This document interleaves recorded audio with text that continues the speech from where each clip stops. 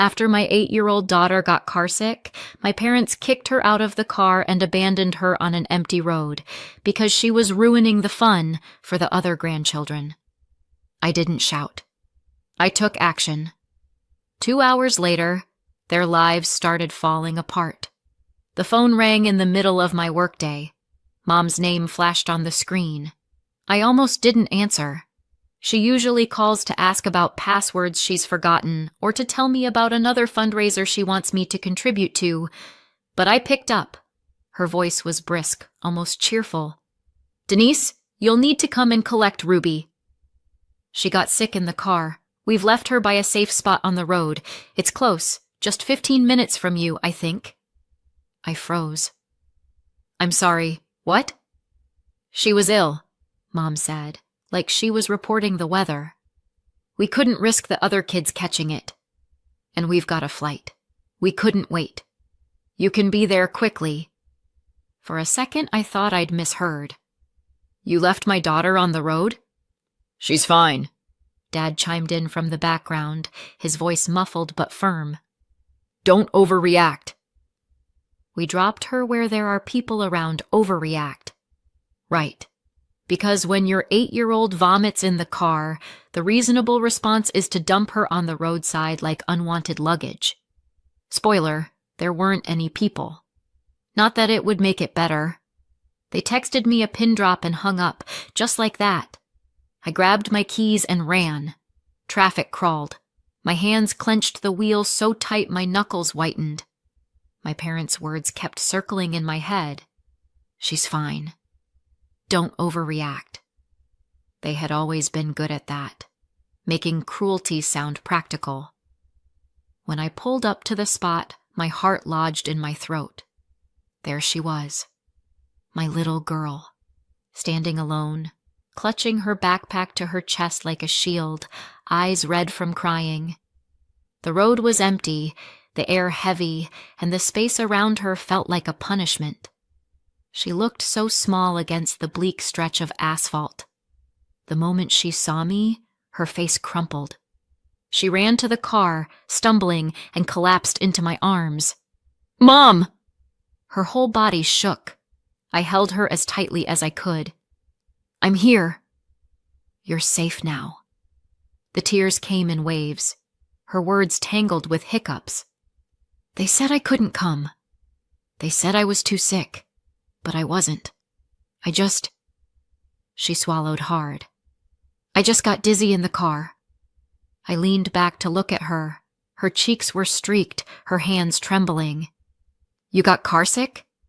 She nodded, her lip quivering. "That's all." So there it was. Not the flu. Not a stomach bug. Not anything contagious or serious. Carsick. The thing that happens to kids sometimes. The thing you comfort them through, hand them water, roll the window down, promise them ice cream later. And for that, my parents had decided to abandon her. I buckled her in beside me, started the car, and forced my voice steady. "Listen to me, Ruby. You did nothing wrong. Nothing. This is not your fault." She sniffled, staring at her hands. "They said I ruined everything." A dry laugh escaped me, bitter and sharp. "Sweetheart, the only thing ruined here is their credibility as grandparents." She managed a shaky smile at that, but the tears didn't stop. I drove us home, every mile stretching the anger tighter inside me. My parents thought they'd been clever. They thought they'd dressed up cruelty as logic. She was sick. We had to think of the others. We had a flight to catch. But all I could see was my daughter's face, pale and streaked with tears, standing alone on that empty road. At home, I tucked Ruby onto the couch with a blanket and a cup of water. She clung to me like she was afraid I'd disappear too. I stroked her hair, my voice calm for her sake. "You're safe. I've got you, and I promise you'll never go through that again." Inside, my thoughts burned. They thought I'd swallow it, that I'd let it slide because they wrapped it up in excuses, that I'd keep paying, keep contributing, keep enabling them. They had no idea who they were dealing with, because the moment I pulled Ruby into my arms on that roadside, something shifted. This wasn't just another insult, another manipulation, another, "Oops, we didn't mean it that way." This was the line, and they had crossed it. I sat beside my daughter as her breathing finally evened out, her small hand gripping mine. She whispered, "Are you mad at me?" My throat tightened.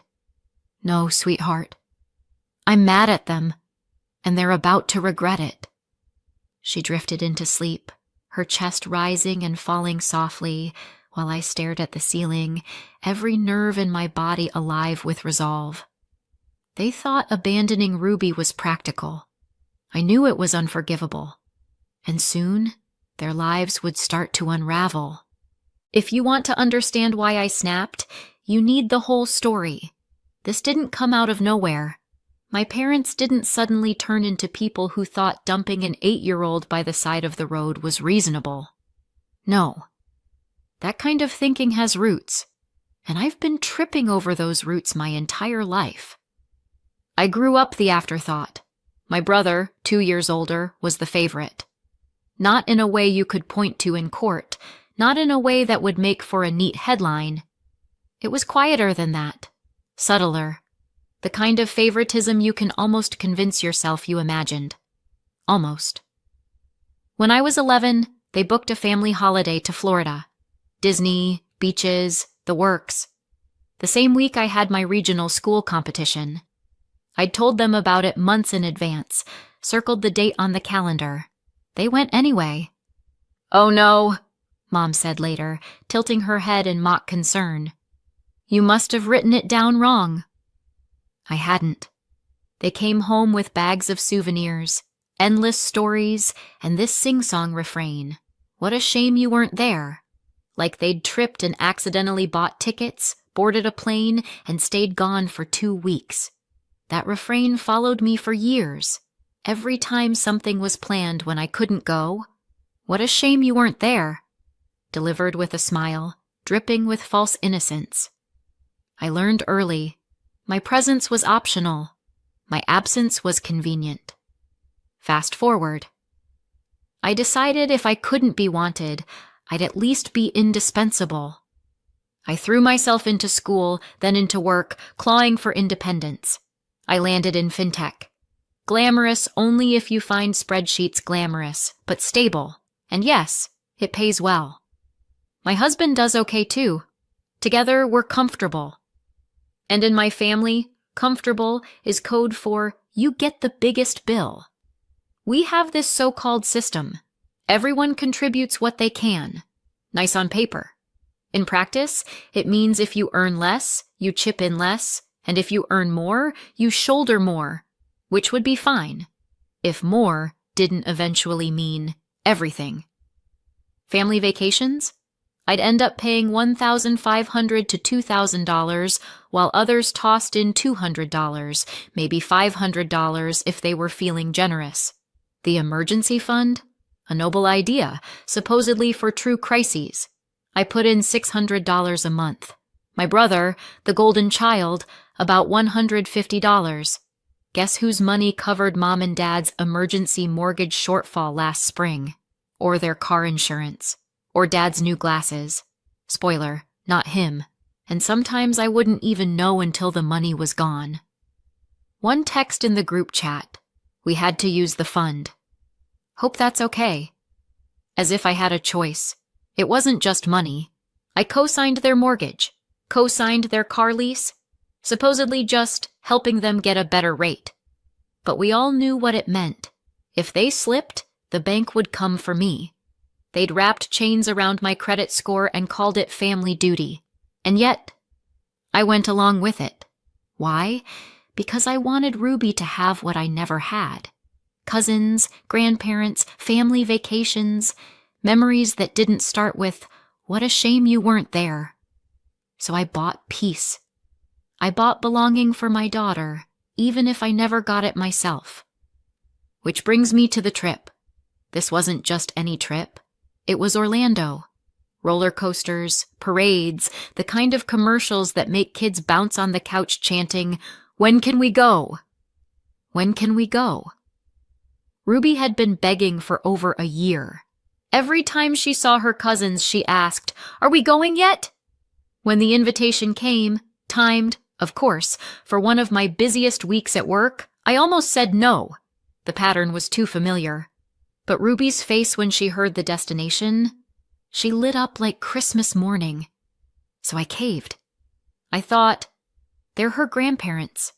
They'll take care of her. What could go wrong? My husband couldn't step in. Not just because of work, but because the idea of spending a week with my family without me makes him break out in hives.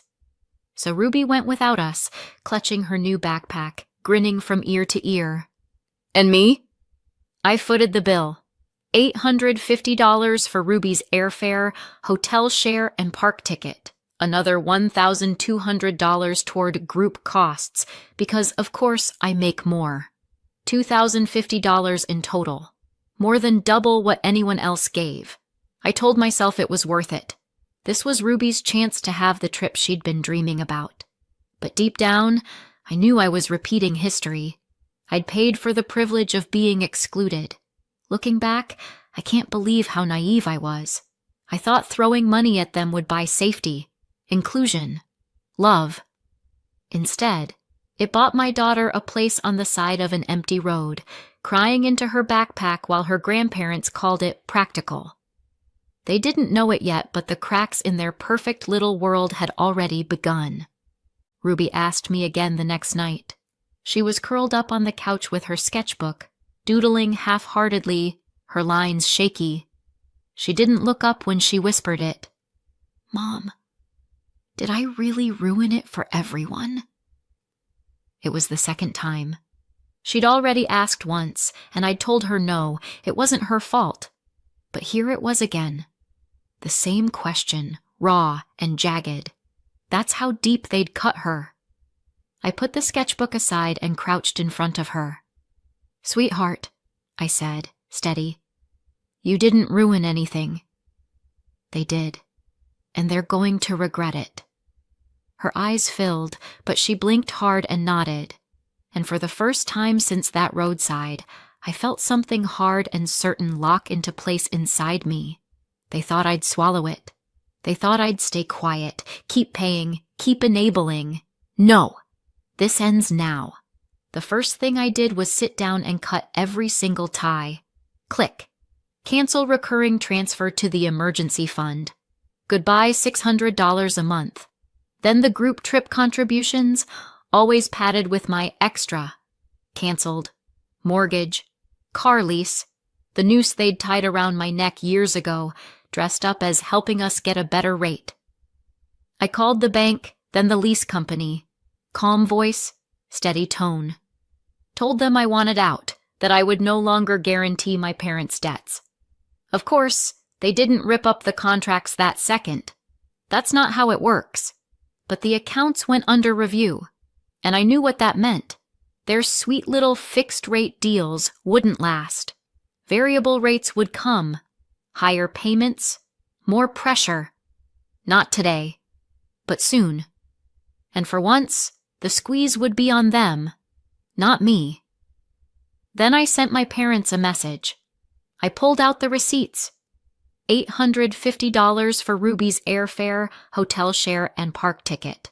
Another $1,200 for group costs I'd covered because apparently I make more. $2,050 in total. Short to the point, you left Ruby on the side of the road. Return the money I paid for this trip. No flourish, no exclamation points. Just facts. The phone rang 10 minutes later. Mom's voice was sharp, brittle. "How dare you demand this?" "She's your daughter. You expect us to pay for her?" I almost laughed. "You mean the daughter you abandoned?" "Yes. I expect repayment." Dad grabbed the phone, his anger a blunt instrument. "She was sick!" "She couldn't go, so why should we pay? You're her mother. You make more money than all of us, and now you want us to pay for your child? What kind of family does that?" There it was. The fury. Not about abandoning Ruby. but about me daring to send them a bill. There it was, the fury. Not about abandoning Ruby, but about me daring to send them a bill. "You left her alone," I said flatly. "This isn't optional." "You can't just walk away like this," Mom snapped. I let out a dry laugh. "Who says I haven't already?" That stopped them cold. Dad's voice sharpened. "What's that supposed to mean?" I didn't answer, just let the silence breathe. And then the panic started to creep in. Dad's tone shifted, more uncertain. "What about the emergency fund?" "What about it?" I said. You'll still put money in, right?" "No!" A beat of silence. Then Mom's voice, higher now, brittle. "And the trips? You're still covering the trips? You can't just stop paying for family trips. Watch me." Another pause. I could almost hear them trying to catch up. Dad again, quieter, almost stumbling. "The cosigns. You didn't actually touch those, did you?" "I made some calls." Silence. Heavy, stunned silence. That's when the turn came. "You're ungrateful!"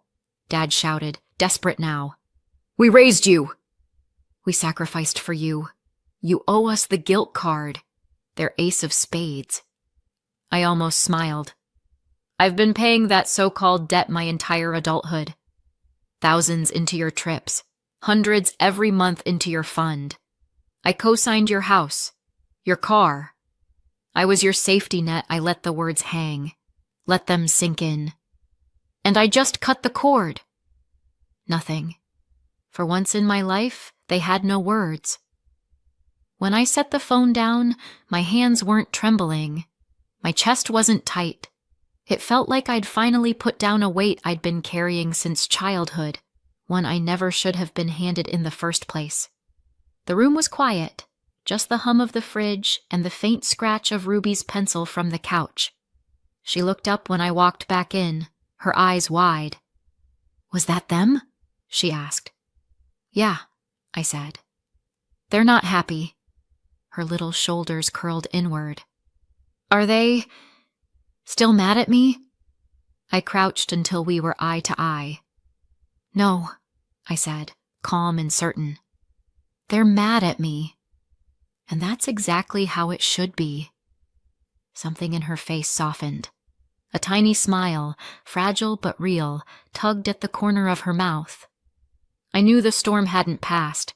It had just shifted direction. They were angry now, but soon they'd be desperate. They'd fight. They always did. I thought the silence after our last call would last a while. I thought maybe they'd be too stunned to lash out again, but my parents don't do silence. They do theater, and this time, their stage was the church bulletin board, the family group chat, and the neighborhood Facebook group. The headline of their performance? Poor us. The first message I saw was in the family chat. "Our daughter Denise is demanding we pay her back over $2,000 for Ruby's trip. Ruby got sick, she couldn't go, and now Denise expects us to cover the entire cost. She makes far more money than we do, but now she's refusing to contribute to the family emergency fund or family expenses. Please pray she comes back to her senses." Attached, a cropped screenshot of my message. Just the line where I asked them to return the money. No mention of Ruby being left on a roadside. The comments rolled in fast. A cousin. $2,000? Seriously, Denise? An aunt. You always were dramatic. How can you treat your parents this way? Even a church friend. We'll pray for reconciliation. I stared at the screen, laughter bubbling up, sharp and bitter. Only my parents could abandon a child on an empty road and still find a way to paint me as the monster. I typed my reply slowly, carefully. Ruby wasn't sick. She was carsick. They left her on an empty road, sent me a pin, and drove away. She waited 20 minutes alone until I picked her up. No emotion, no exclamation marks, just facts. And still, the chat split down the middle. Some, "This is awful, Denise. I believe you." Others, "That doesn't sound like your parents." Why would they do that? The doubt sat heavy, because that's the thing about my parents. They were masters at dressing cruelty up as practicality. They'd been doing it my whole life. Then came the crack in their performance. Dad, in all his self-righteous wisdom, couldn't resist. He hammered out a reply, probably thinking he was winning points. Any rational person would have done it. We had a flight to catch. She was sick. We couldn't risk the other children. We had no choice but to do what we did. I read it twice. 3 times. My stomach flipped. Not with fear, but with satisfaction. Because there it was. In writing. Their confession, dressed up as logic. And the tide turned. The chat exploded. "You left her? You actually admitted it? Carsick isn't contagious. How could you?" Screenshots flew, neighbors reposted. Even people outside the family thread saw it before my parents realized their mistake and deleted the message. Too late. The internet never forgets. By Sunday, the whispers reached church. I didn't go. I never do. But friends sent me texts. "Your mom tried to give a testimony, but they told her it wasn't appropriate." People wouldn't even shake their hands. They walked out before the service ended. All those years they'd spent polishing their image as pillars of the community, undone by one sentence. Any rational person would have done it. I almost felt sorry for them. Almost. Then came stunt number 2. A screenshot appeared in the family chat. $2,050 transferred back to me. Caption: "Even though we already paid for Ruby's place, Denise demanded repayment." Here it is. Proof we paid. For a moment, it worked. An uncle wrote, "Well, at least they repaid you. That shows good faith." A cousin chimed in, "This proves they're trying, Denise." Maybe you should let it go now. I rolled my eyes so hard I thought they'd get stuck. So I pulled out my own stack of receipts. Emergency fund, $600 every month, 5 years. Family trips, $1,500 to $2,000 each time, multiple times. Mortgage and car lease cosigns. Other little extras that were never little. Total, over $40,000 in the last 5 years. I posted the photo, attached a simple caption. "This isn't about one trip. This is about a lifetime of me carrying them." And then I closed my phone. I posted it. And then I closed my phone. Not to watch the fireworks. I didn't need to. The truth doesn't scream. It just waits. And then it travels. Little pieces started reaching me. A friend of a friend forwarded a screenshot. "They deleted this, but everyone saw it." Someone else mentioned they'd tried to speak at church, but the room went quiet. A cousin's neighbor wrote me privately, "People aren't looking at them the same anymore." I didn't have to chase it down. The story found me anyway. That's the thing about a reputation. It takes decades to polish and only minutes to crack. And this time, they were the ones holding the hammer. 6 months later, I didn't need to ask for updates. They came to me anyway. First, the finances. A cousin mentioned they'd lost their fixed rate. The mortgage spiked, the car payment doubled, and without my monthly contributions, the math just didn't work. Bills piled. They panicked. Then came the car, repossessed in broad daylight. Neighbors watched from behind curtains, and by the next morning, everyone in town knew. After that came the house. Another relative sent me a photo, a for sale sign hammered into their perfect lawn. They sold quickly, for less than they wanted. Packed boxes, a quiet move, no farewells. And socially, they didn't need to be banned. They were simply erased. Invitations stopped coming. Dinners, birthdays, church gatherings, gone. The people they once leaned on crossed the street instead of saying hello. Piece by piece, they became ghosts in their own town. Meanwhile, Ruby was thriving. We finally booked the trip she'd begged for. Orlando, this time with me and my husband by her side. She screamed with joy when we pulled up, bouncing in her seat.